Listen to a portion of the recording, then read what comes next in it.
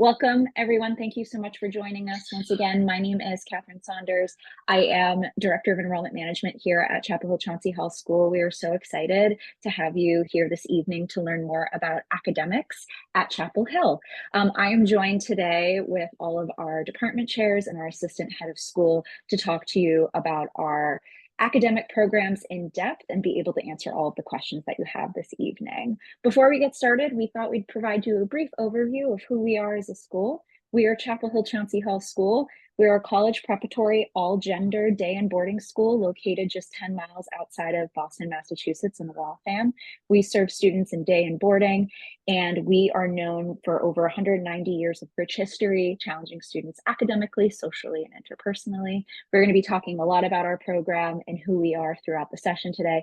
But again, we are so excited to welcome you here this evening. So before we get started, we would love to have our wonderful faculty and department chairs introduce themselves. So without further ado, I would love for my panelists to introduce themselves. So Graham, why don't you start off? Hi everyone. My name is Graham Peel. I am the chair of the English department. I have it's my second year as chair and my third year at the school. I've been teaching for about 20 years. I've been in this country for about 3 or 4. So this is one of the first schools I've worked at here. Thank you so much. Karen? Hi, my name is Karen Sokolow. I am the chair of the math department. In addition to that, I am also the rock climbings and high ropes challenge course coach. So that is my co-curricular activity that I do. I'm also our faculty advisor for our Gender and Sexuality Alliance. It's just another role that I play on campus. This is and I can't believe it, my 12th year at the school, and my third year in the role as department chair. So I'm really excited for yet another year here. Thank you. Mike?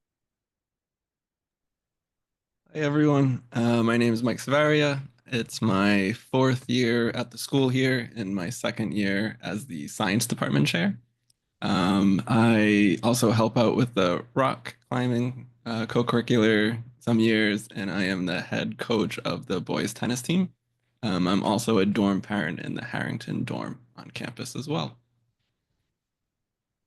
Awesome, thank you. Ian? Hi, everyone. I'm Ian McPhail. I'm the history department chair here. It's my 10th year here and my 7th year as the history department chair. I also live in Harrington Dorm alongside Mike. I coach boys lacrosse and I run one of our winter fitness sessions. I've also coached a bunch of other sports, and I've run or advised student clubs like chess club and gaming club, and that's been a lot of fun too. So welcome. Thank you. Christine? Hi, everyone. I'm Christine O'Brien. I'm the chair of the World Languages Department. This is also my 12th year teaching at Chapel Hill Chauncey Hall, like Karen. I teach Spanish, and I am also a dorm parent. I live in South, which is the 11th and 12th grade girls dorm, and I help lead the AAPI affinity groups. Thank you so much. And Josh? Hi, everybody. My name is Josh Bubar. I'm the assistant head of school at Chapel Hill Chauncey Hall. This is my 24th year here at school. I am also the varsity boys basketball coach, and I did live for about a decade on campus with my family. Coached some other sports, lived in the boys' dorm, the girls' dorm, so did a lot of different things there on campus. But my current job keeps me pretty busy. Thank you so much. So now that you've heard from our faculty members, we're going to transition into our next part of our program, where we're going to give you a brief overview of our academic program as a whole, and then we'll transition into each department chair speaking about their specific departments and what makes them unique for CHCH. So I'm happy to hand it over to Josh. All right. All right, folks. So what I am going to do here is try to give you an overview of our academic program. We have an incredibly rich program, and I'm going to do that in about 10 minutes. So obviously there will be lots of things and lots of details that my colleagues will fill in, but then we'd love to have your questions to really know how we can help you understand the school better and the pieces of the school that you really want to know about. I would say that for us, we begin with the end in mind. And so we work from this portrait of a graduate, which is kind of our 6 C's and our academic habits. And we really think about these domains as areas where we want our students to achieve really high degrees of competency and even mastery prior to their graduation. This is part of how we think about our course design. It's part of how we think about designing our programs during our spring session. It's part of how we think about our co-curricular activities and even our residential life programming. How can we foster mastery in these 7 domains in all of our students across various areas of their life? Tonight, we'll talk a little bit about academics, but I want you to see what is the backbone of everything that we do here with our students. Another key element for us is really thinking about how we can both support students as they grow academically and challenge them when they're ready for that challenge, and wherever they're ready for that challenge. We have lots of students here. We often describe our students as being asymmetrically excellent. We have students who might need some support in one area academically, but who really, really soar in other areas. And so what that looks like for us is really getting to know students as individuals. I think the thing I'm most proud about are the relationships that our faculty develop with students, that are both personal, being that supportive, caring adult, that trusted adult that a kid can go to during tough times, but also being an adult who really understands who that student is as a learner, where they can use some support and how they can be really pushed to maybe be even a little bit stronger as a student, and in those academic areas than they maybe imagine they can be. Behind that sits this idea of differentiated instruction. We really believe strongly that all students can find their way into any discipline and find skill, and find competency and mastery there, if teachers really think very pointedly about how they offer students opportunities into those disciplines. Part of this is our class length. So our classes meet 3 times a week for 70 minutes. What that allows our teachers to do is find 2 or 3 or 4 different entry points into the material, whether it's a particular content area or some academic skill development that's going on in the class that day, for all of our different learners. And it really allows those students 2, 3, 4 different opportunities to think about that topic of the day. Um, all of this, of course, sits behind with our portrait of a graduate. We ask students to collaborate as they do these things. We ask them to think critically. We ask them to exercise cultural fluency. We ask them to be creative, pretty much on a daily basis in our classrooms. And when we differentiate this instruction for them, what we find is that students really come to know themselves as learners. You may have noticed in this presentation, when I talked about beginning with the end in mind, I started with a picture of our graduates, our graduating class. What we find from colleges and what we hear from college admissions reps and other folks is that our students graduate from here knowing who they are as learners and knowing how they best approach all the different academic tasks they'll need to take on when they leave us. They're able to navigate lecture classes, small discussion-based classes, labs, and any of the other tasks that they'll find at the college level. One of our key programs for our students is our Skills and Academic Strategies program. Many of our 9th graders, 60 to 70% in any given year, are enrolled in a Skills and Academic Strategies program. This is a separate class unto itself. It meets 3 times a week for 70 minutes. It's designed to help students both develop executive function skills, such as time management, material management, how to break large tasks down into smaller chunks so that they're more manageable for the student. But it also provides some backing in content area. So if a student, for example, is struggling to read a primary source document from their 9th grade history class, they can bring that into their SAS classroom, and their SAS teacher, their Skills and Academic Strategies teacher, is there to help provide them with additional strategies to take on that academic task. On the other hand, for many of our seniors, they participate in our Distinguished Scholars Program. This is a place where students who have a real aptitude in one or more disciplines push themselves even beyond the limits of our in-school curriculum.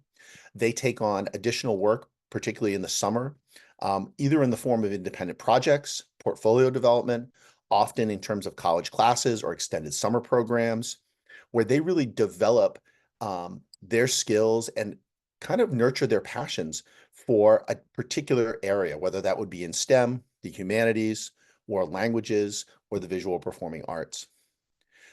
In the end, these students earn a second diploma at graduation that signifies all the additional work they've done and how far they've come in that particular discipline. I want to talk about our schedule, and I think one of the really valuable pieces of our schedule is these 70-minute classes that meet 3 times a week. If you take a look here, you'll also notice that we have office hours for our students 4 times a week. As we work towards allowing our students to have control and take charge of their own education, we actually find this schedule to be incredibly valuable because in many ways it mimics what students will see at the college level. For those of you, and I'm sure there's some of you on this webinar, that you have students, you have children who are in college currently, you know that your child often goes to class 3 times a week, for example, for 50 minutes, or might attend a class that only meets twice a week, but meets for 75 minutes each time. And that they often have time, bits of time in the middle of their day. What we find is that our students, because we have that type of schedule, your class meets for 3 times a week, because we have these office hours and other small chunks of time built into our day, that they're very used to that idea of going class to class, seeing their teacher 2 or 3 times a week, and being able to access that teacher during office hours, being able to use those office hour times to get a little bit of work done.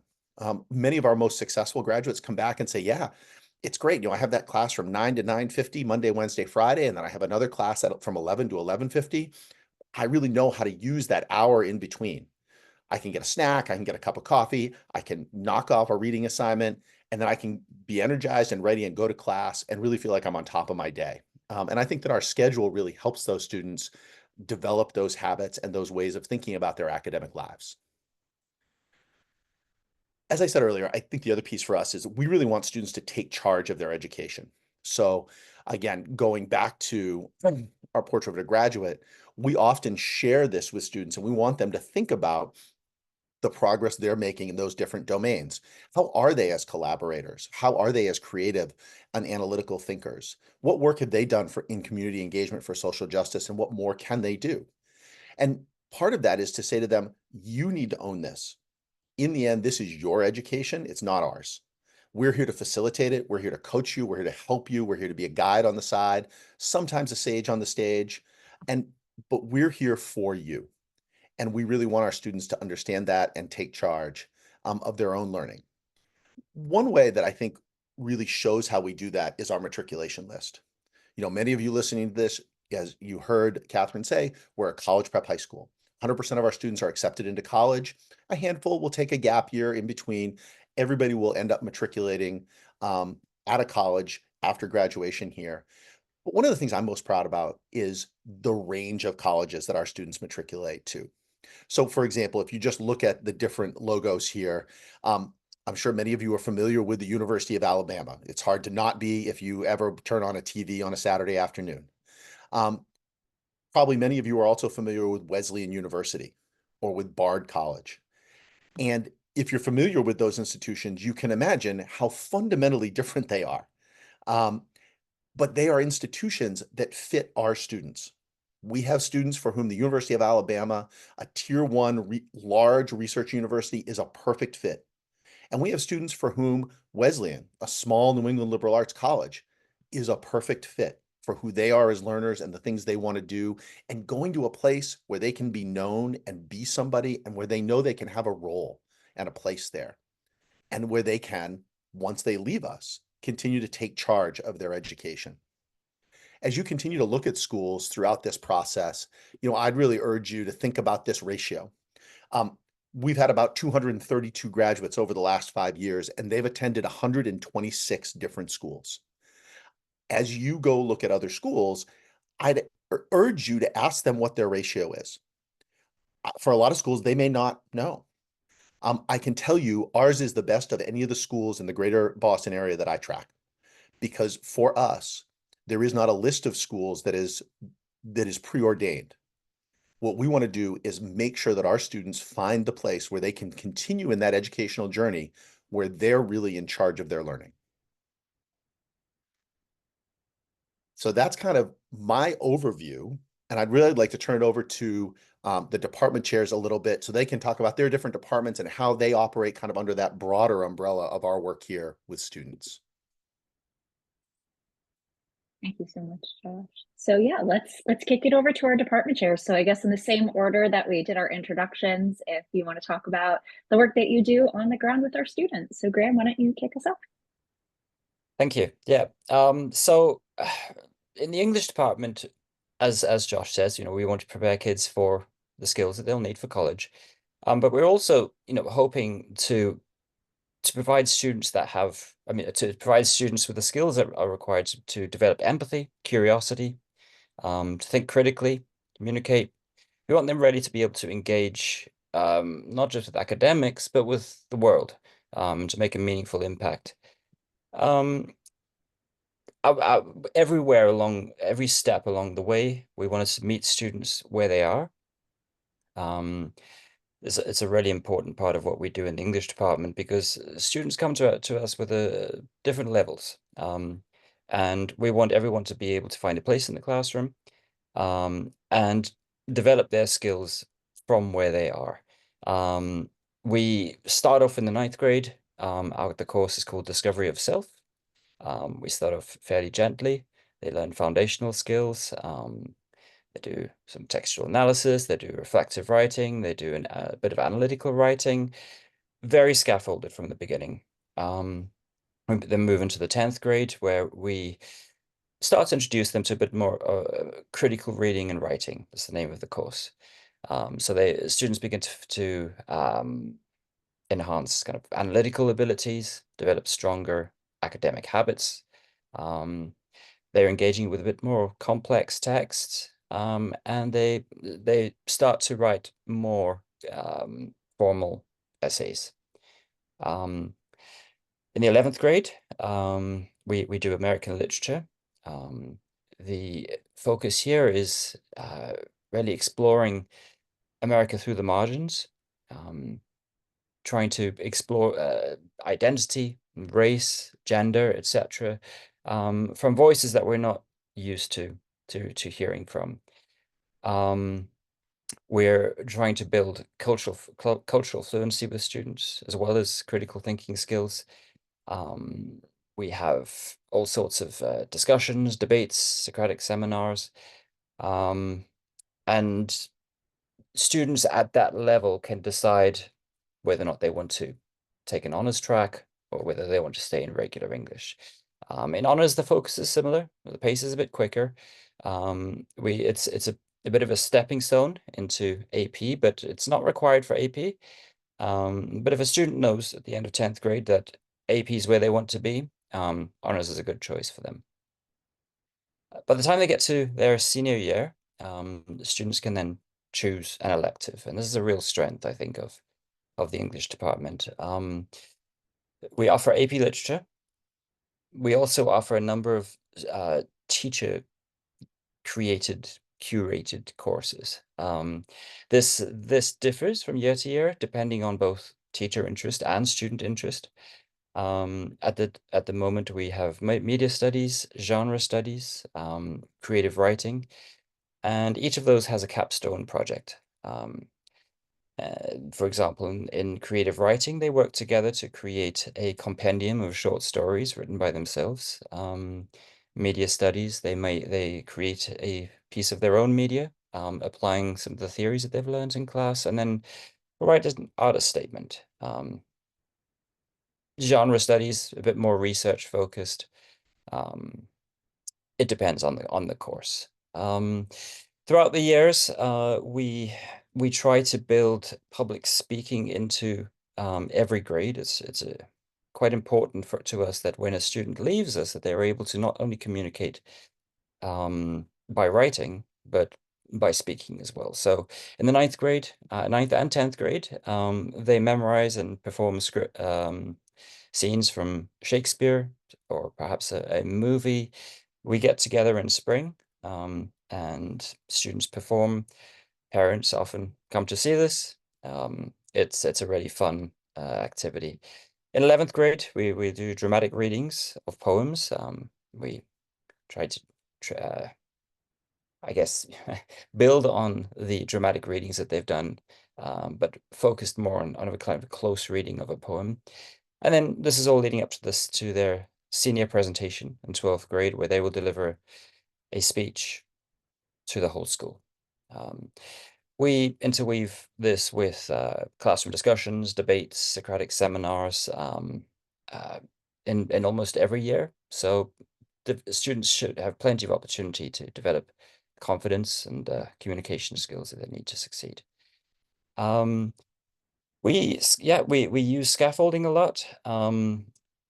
We provide a lot of scaffolding in the beginning and start to take that away as we go on, but those training wheels are always there for students should they want to put that back on if they're not feeling confident. We also encourage multiple ways for students to show their competency. There are project-based ways for students to have different roles. Some students might use art, for example, as a way to express their ideas. Obviously, at the core, we're still focused on college, right? So being able to write an essay is important, but there are other ways to succeed in our courses. What I really like about our students is that they're not only curious and willing to engage with these challenging ideas, but the way that they take care of each other. They support each other in their discussions. They encourage diverse perspectives, collaborate really well together.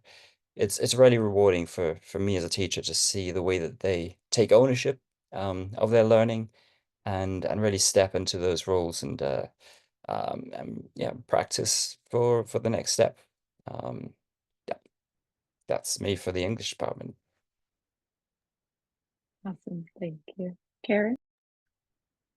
So I want to start off with in the mathematics department, our particular approach. And really, we kind of start off with 2 or 3 major philosophies.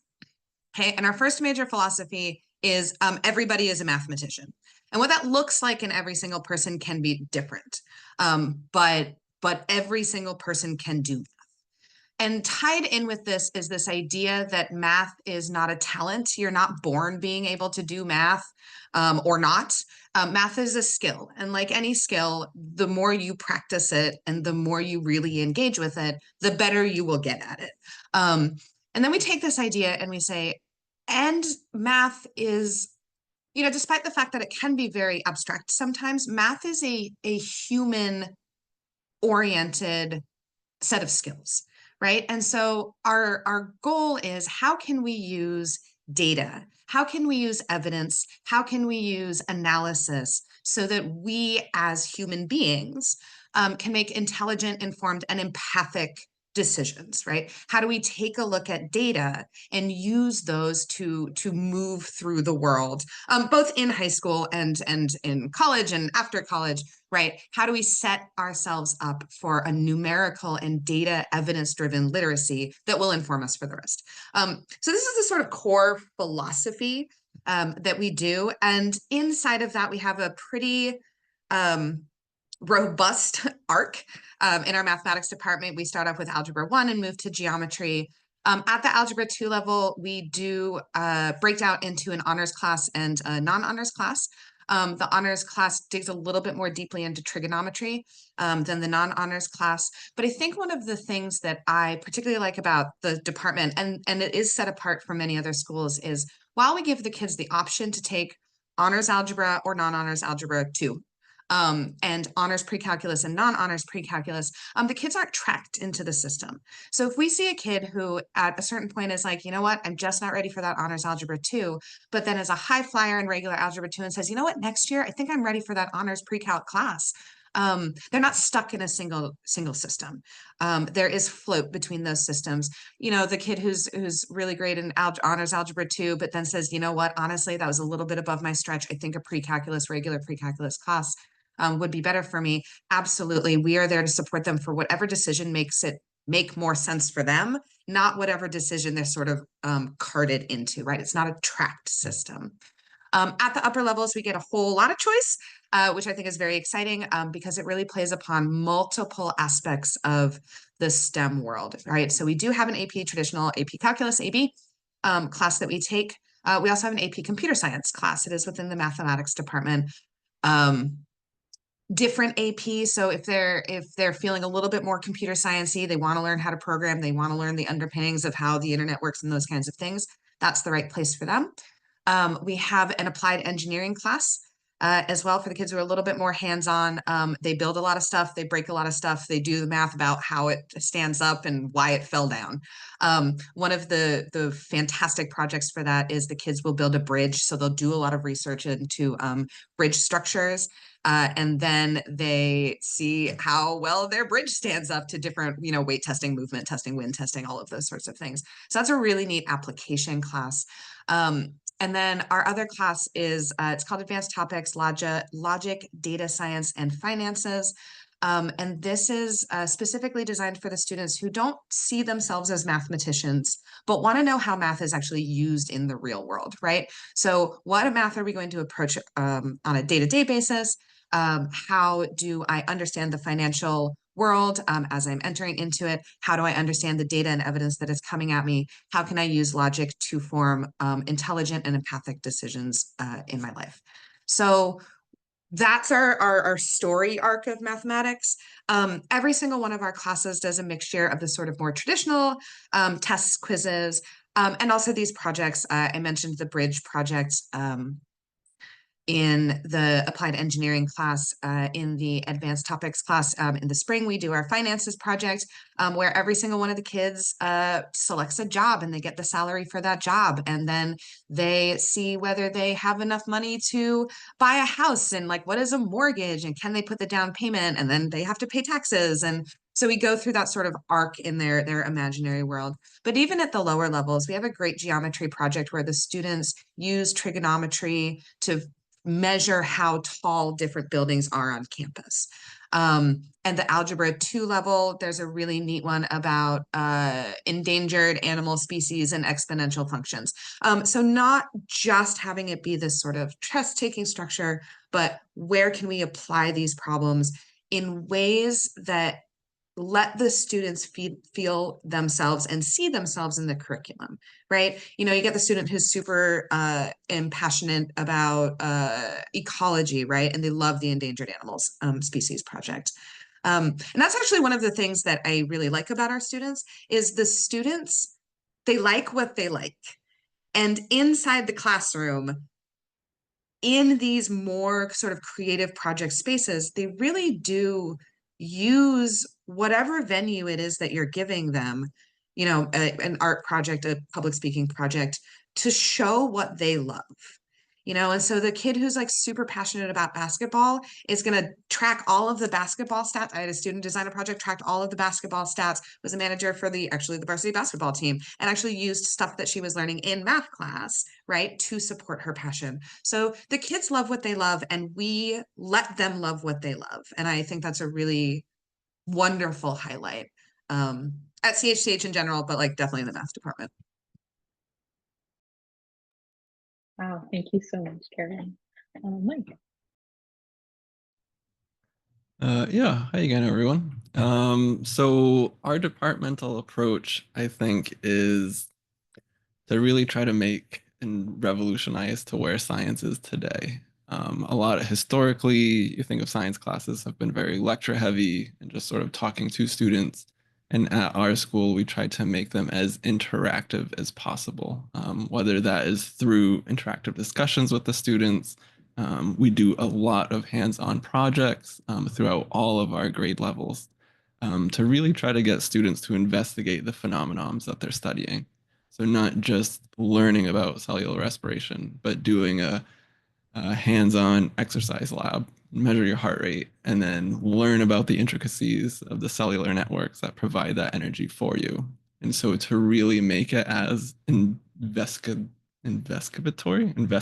as possible, to get students kind of interested in what we're learning about and take it upon themselves to research about it. We don't like talking to the students. We want to have them sort of guide their learning pathways. Really, what a lot of what Karen was talking about, to follow their own interests. Along those lines, a lot of the projects that we do give that freedom to really study what you are passionate about. And we want to build those passions, especially for science. One of the most frequent things I hear from a lot of transfer students to our school is how terrible science is and how much they hate it due to previous teachers and things like that. And it's like, oh my gosh, it's like a pain to hear that. And really, after a couple months, you kind of stop hearing that. And a lot of the students enjoy the science classes that they're a part of, and sort of find their role in it. And so we try to instill that hands-on approach that, hey, everyone is a part of this. There's not really any wrong answers. It's science is built upon questions. And so having students lead those questions to what they want to learn about is really a huge role. We build that up 9th through 12th grade. So coming in at the 9th grade, we have a physical science and engineering course, which kind of sets the foundation to how to make scientific observations, how to carry out and test a hypothesis, how to create experiments and designs, and builds a lot of the basics of physics in that course. 10th grade and into 11th, we have a 2-part course, Integrated Life Science 1 and 2.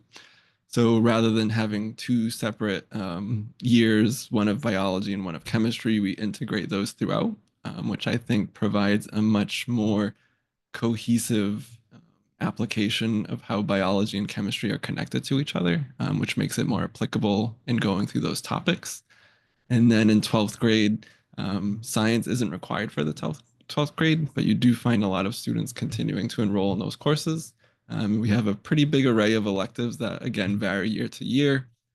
Some of the more frequent ones that we hold are advanced chemistry, advanced physics. We have anatomy and physiology, personal and global health, marine biology, and we do offer AP environmental science. And so a lot of students fill those up pretty quickly. Along the way, I mean, projects are constant throughout all the years. Some of the bigger ones in the 9th grade, they build a lot of, for example, like mousetrap cars. So design a vehicle that can propel itself based on the mechanism of a mousetrap. The 10th grade culminates the year in a big stream project. So we get to work locally with the beautiful sort of stream that runs right through our campus. And we go outside and do water quality tests, as well as tests for different species of invertebrates that live in the stream. So a big crossover of biology and chemistry through there. 11th grade, we try to get a lot of modern genetics and biochemistry experiments in. So one of the fun ones students enjoy is a forensics project, which also ties in a lot of social justice and historical context to court systems and how we use that evidence based in science and social settings. In 12th grade, depending upon the class, a huge array of projects. One, for example, that I run in my marine biology class is a long-term animal behavior project where we observe and map out behaviors of different organisms and then run statistics on them. And actually the basis for that project, I'm going to be presenting at a national science teacher conference in a couple of weeks to sort of share how that project runs and works. So that's pretty fun. And kind of, yeah, I mean, I think what's really great about working with the science department here is that all the teachers themselves enjoy science. They're all scientists and have studied science in college. They've worked science jobs, and now they want to share that with everyone. And I think that's really fun because you get teachers that aren't just like passing out worksheets and here's something that they have no idea about, but they're in it and they've lived it. And so it's fun because we all get to talk about science for our jobs and share it with people. And so it's like, what could be better than that? And students really get excited about it too, and sharing that passion. So we learn a lot and have a lot of fun in our science department here. Thanks so much, Mike. Ian. Hi again. Yeah, so in the history department, we really kind of focus on one overarching question, which is why is the world the way that it is, right? And how did we get here? And we do that through a variety of different lenses across the curriculum, but we really try to make sure that we're helping students practice kind of these core skills of where do I find information? How do I understand that information? And then what can I do to communicate that information effectively to those around me, either spoken or written? So really a lot of our focal points in the history department across the grade levels are consistent presentation construction, consistent presentation delivery, the foundations and mechanics of written communication, resource usage, but also resource finding, and also the ability to compare across resources, right? Because you're going to find different historical texts have different information in them, et cetera. So, what is the difference between this textbook that was written, 5 years ago and this primary source that was written 105 years ago? And how do we reconcile the differences between those two?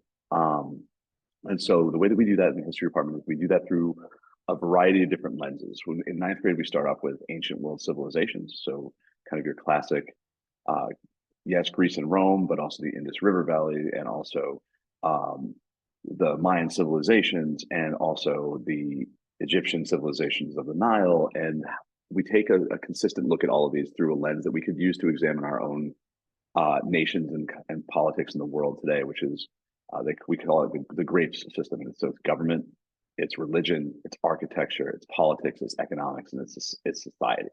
And so through these lenses, we bring things that are quite old into a modern context, right? Because we can all look at governments and civilizations today and say, okay, they have government, they have religion, they have politics, they have architecture. And so how do we make those things that are not inherently connected to the lives of our students necessarily come to life in the classroom in the ninth grade?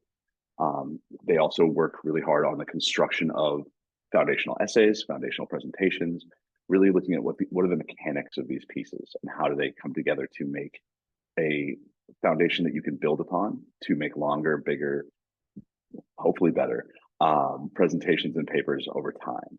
In 10th grade, we look a lot at the construction of kind of your classic essay, but also we look at a little bit more of a modern world lens. We look at kind of a globalist idea of the world itself from roughly the era that we would consider the European Renaissance up through the modern day. And that can take a variety of lenses. It's not entirely Eurocentric. It can be European history, yes, but it can also be African history. It can be South Asian history. It can be Latin American history, and the varieties of cultures and civilizations and types of history we can look at through these lenses. In that 10th grade, we also really focus on the mechanics of paper writing.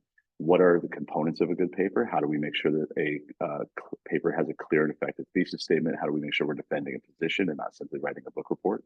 And really, what does that construction look like for, yes, these 10th grade papers, but how do I build that again into things that I'm going to write in 11th grade, 12th grade, college, beyond? What is the construction of an effective evidence-based essay? Once we hit 11th grade, we also do an honors, non-honors track. This is through the lens of U.S. history. And so with U.S. history, we study a variety of the breadth of U.S. history. Our honors group, which is a class that I'm teaching right now, is examining the Industrial Revolution and the post-Civil War societal changes that occurred both because of the Industrial Revolution and because of the Reconstruction Amendments, which ended slavery and gave universal male suffrage, et cetera. Our non-honors classes in history right now are doing an examination of the post-War of 1812 era and how the United States was foundationally formed and what the relationships between the United States and other countries looked like, but also what the political and social climate of the United States in that period was. We are all also preparing for one of our biggest projects in the history department, which is the Senate simulation. All 11th graders and about half of our 12th graders will participate this Friday in the Senate sim, which we also live stream, which is a great time. If you have a couple hours to kill on Friday morning and you want to watch that on our YouTube. Each student has a senator that they are assigned, and they are going to take on the persona, the politics, and the embodiment of that senator for the duration of that Friday morning. They will research that senator's political views and backgrounds, which may or may not conflict with their own. They will propose a bill that senator has proposed in the real Senate at some point. They will debate the merits of that bill based on their own senator's political views and views on whatever the public policy issue of that bill might be, and they will vote on it as they would in the real Senate. That's presided over by one of our primary junior teacher, Mr. Mulqueen, who is running the Senate Sim, running the day of process, and we've done that for 8 years now, and it's been both one of the most daunting and also one of the most rewarding experiences our students report having in the history department. Once we hit 12th grade, we also work on an elective system in history. We have an AP track into AP US government and politics, where they examine kind of the core, the roots and the foundations, kind of the promise of American political democracy, as well as kind of the outcomes in the public policy and how decisions are made.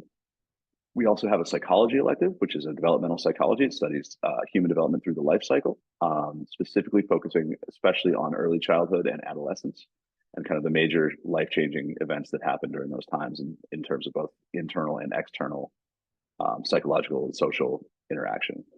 We have a course called Modern Global Issues, which studies major events and issues around the world, everything from the US-led war in Afghanistan, which was a major topic, obviously, for the first few years that we ran that class, up to discussion about who owns cultural artifacts. Is it the museums where they exist, or is it the countries where they came from? And how do we decide who is the rightful owner and protector of historical artifacts like that? We also have a social justice course, a social justice movements course, which focuses on the various movements for social justice, both in the United States and abroad across the course of the 20th century and 21st centuries, and really gives a lens to students to explore their understanding of the world through the people who are fighting for justice for a certain group of people, depending on which lens they look at it through at that time. We also love to incorporate student choice. We really want to make sure that that's a heavy part of what we do. You know, obviously not everyone is going to love every aspect of history that they study. So we want to make sure that we find chances for students to really dive into the material that they're passionate about. We do a lot of this through our project work, through our presentation work, and through our research paper topics, most of which are student chosen after the 9th grade. In 9th grade, we tend to give a little bit more structure to the paper process, but through 10th, 11th, and 12th grade, we have a lot more latitude in terms of topic choice, in terms of research question generation, in terms of what the inquiry process looks like for budding historians. And so our history department is really focused on engaging students, making sure that they love history. You know, I know that people have often come and said, you know, I hated history in high school, and I can understand if history for you was, you know, memorizing a whole bunch of dates and having to regurgitate those, and I get it. We try not to do a ton of that. We try to make sure that we understand the timeline of structure, where things happen, how they occur, cause and effect, but we're not diving into, you know, what happened on April 7th, 1774 in, you know, insert colony here, right? And so we want to make sure that, yes, those things are important, but those are also things that are searchable, findable, and knowable. They're not the why. And so how do we find out the why of how did the world become what the world is today, and where did these historical events and these historical figures factor into our understanding of how we exist today? So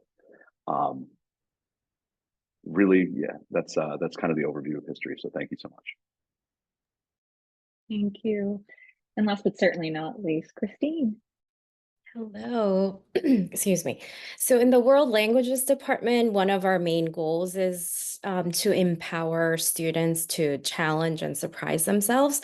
So many of our students that we serve at CHCH, they were told that they should not or even could not take a second language course because of language-based learning differences that they have, or any other reasons, or they themselves just convince themselves that they're not language people, right? But at CHCH, we really truly believe that every student is able to acquire a second language in a supportive, safe, and an engaging environment. And the same students who are told that they couldn't learn a second language thrive in our language courses, and they find academic success and motivation in our language courses, and that absolutely keeps me working here at CHCH for 12 years and counting. And so the World Languages Department offers Spanish and French, levels 1 through advanced studies, which is a combined course of levels 4 and 5. The honors distinction starts in level 3. We do require that students take 2 consecutive years of a language class, but many of our students choose to continue beyond the required 2 years. And so we focus on communicative real life tasks. And even the students in level 1 start speaking and writing within the first few weeks of our language courses. And rather than learning about the language, students gain the tools to use the language in a level appropriate setting. All of our language classes employ the comprehensible input method, and that is created by a renowned linguist, Dr. Stephen Kroshen, who focuses on providing an engaging learning environment and level appropriate or comprehensible input, which allows the students to feel motivated and feel safe to start using the language right away to express their ideas and communicate with each other, which is a powerful thing. The World Languages Department also focuses on increasing cultural fluency and community engagement as a global citizen. Every year, students in all levels of Spanish classes work together to study and educate the entire CHCH community about Hispanic Heritage Month. And for the past few years, we've had student leaders create workshops and presentations for the whole community to celebrate the Day of the Dead that's coming up. Students in lower level classes have researched underrepresented, lesser known Afro-Latina public figures, and they designed a magazine cover and they wrote biography entirely in Spanish, highlighting their models' accomplishments, and they've presented their findings before the entire student body.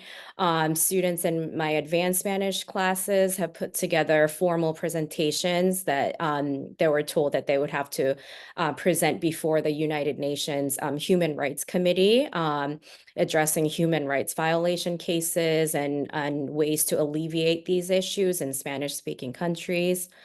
And we've done a lot more projects, but those are the ones that really stick out to me. But really, students at CHCH in our language classes, they really do feel empowered as they see the bigger impacts that learning a different language and cultures has on their lives and on the CHCH community and beyond. And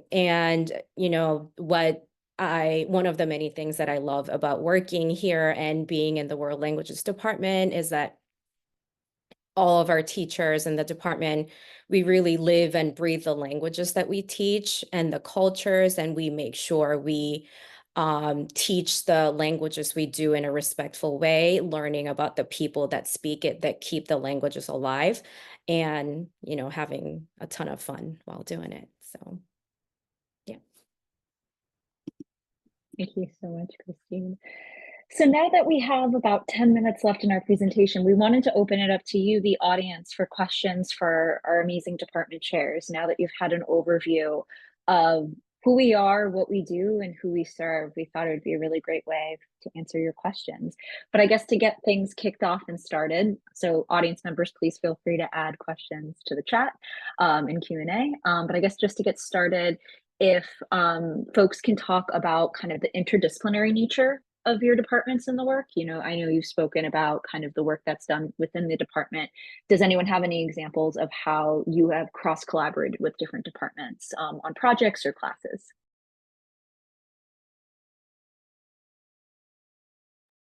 Yeah, I mean, I can talk about the work that we've done with the history department, where we're trying, we talk a bit about we meet every now and again to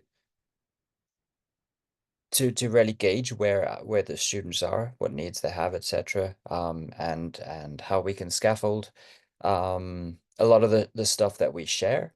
Whether or not they're writing an English paper or a history paper, they will need a thesis statement. They will need to know how to plan an essay. They will need to know how to organize an essay, etc. So yeah, Yen and I meet every now and again to discuss that. So the math department is a huge fan of collaboration. What that looks like is a bunch of different things. Every time I have a project that is a little bit outside of my comfort zone, right? I'm not an art teacher. I will actually go to the art department. I'll be like, hey, you know what? We're doing a photo project. Could the photo teacher just come into my class real fast and just like give a how to make a good photo 101 course? Because that's not my area of expertise, but we have one at the school, so we might as well use the area of expertise. I've done the same thing with the theater teacher. I decided that I wanted all of the students to pretend to do something, and I was like, hey, Becca Lacoste, who is our theater teacher, what's the best way to sort of bring this theatrical aspect into the classroom? The applied engineering class actually did something really interesting this year where they teamed up with some of our middle schoolers. That is a senior class, and we thought it would be really great for the seniors to take on ownership in almost like a teaching role to our middle schoolers. So we're also collaborating across the two school systems. But I think one of the biggest successes that we've had is actually our collaboration departmentally with our SAS department. So that's our academic skills department.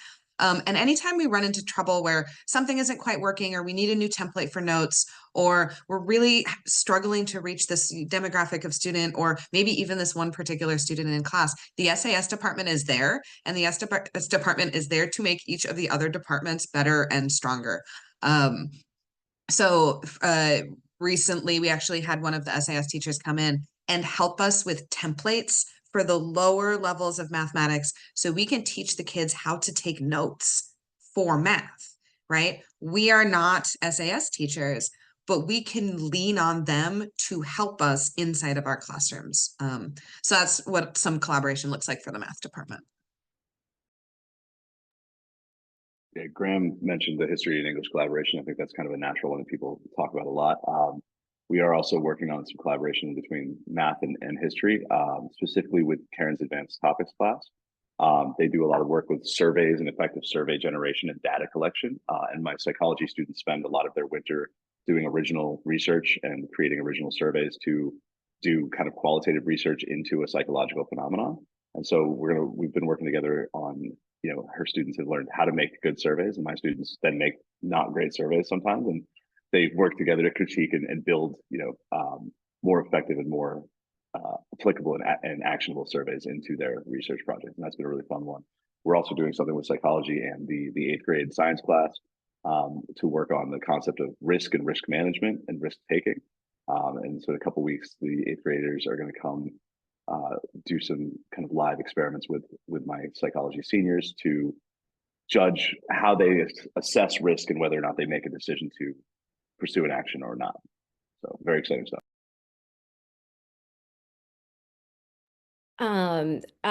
Our department has also collaborated with the art department. So one of the big spring trimester end of the year project for the advanced class was creating a human rights museum. So each student had to reflect on the different social justice, injustice issues that we've learned throughout the year, and pick one that really spoke to them, and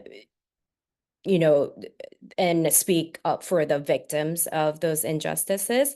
So I collaborated with Chris Abrams, who teaches advanced 2D, 3D, I believe, art class. And my students were tasked with creating a short presentation, educating the art students on the different human rights issues, really focusing on the victims and their stories and what fundamental rights were violated.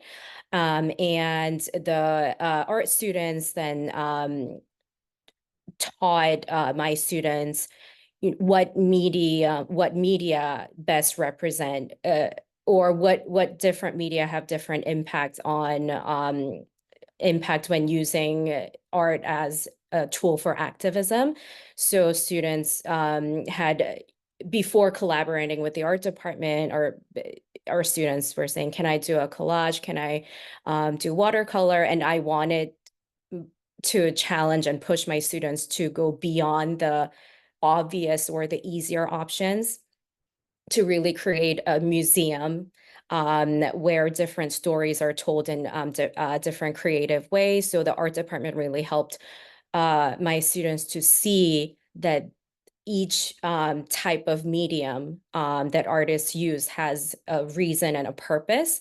And so the collaboration worked really beautifully. And another collaboration, it's not interdisciplinary within the CHCH school, but we have had connection with the Waltham Family School, a local school, and we've had our lower students go over there to read children's books in Spanish. We've done a lot of pronunciation work, and they've gone over to the local school where majority of the families speak languages other than English, and a lot of them do speak Spanish at home. So they went over there to read children's books and spend time with them, which was really meaningful.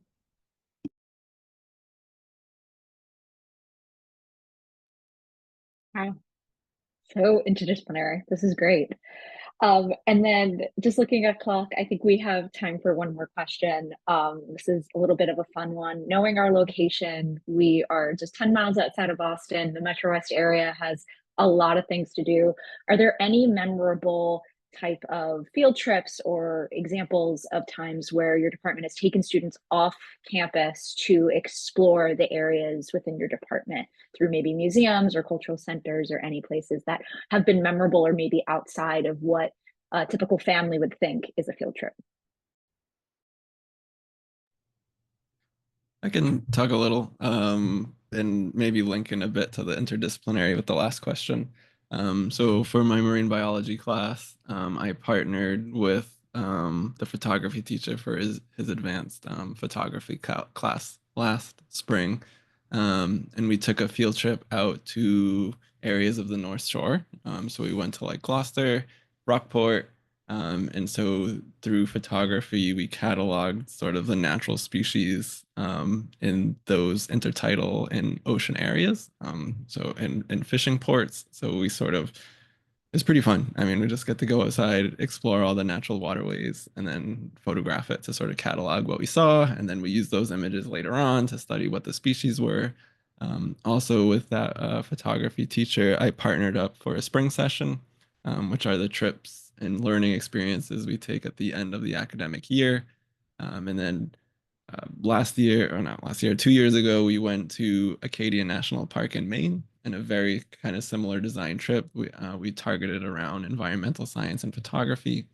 So we took a lot of hiking trips around the area, and again, sort of did mini lessons on different ecosystems and habitats, and then catalog them through photography to research and present about them later. So there's definitely a lot to see and do around the area in terms of its natural wildlife, and we try to take advantage of that a lot through the science department.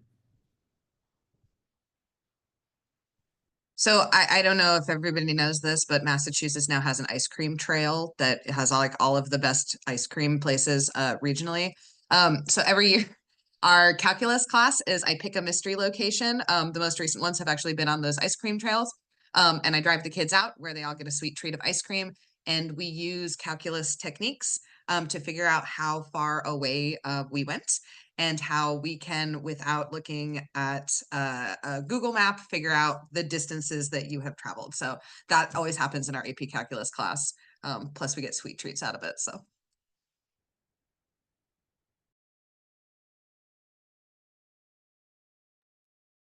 Wow, that's such a great way to end, just thinking about sweet treats and the ice cream trail. Um, a huge thank you to each and every one of you. This has been incredibly informative and really showcases and highlights what a special place and community we have here at Chapel Hill Chauncey Hall, and how we are so student-centered and we have fun with our academics. We don't think of our academic programs as just recitation and regurgitation. We think of it as exploration and fun. So we hope you as the audience have had an opportunity to learn more about us. If you do want to explore more, feel free to look at our website. This will be posted on our website momentarily. And any questions, feel free to reach out to us here at our admissions office. But again, I'd like to thank all of our wonderful panelists this evening for taking the time to explain your wonderful departments. And we hope everyone has a great night. And if you're interested in more, feel free to reach out. Thank you so much and have a great evening.